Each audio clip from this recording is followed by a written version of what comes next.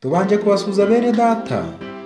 Reba uko amateraniro mu ntara ya Gishwati yari yifashe kuri tariki ya 8 ndetse n'itariki ya 9.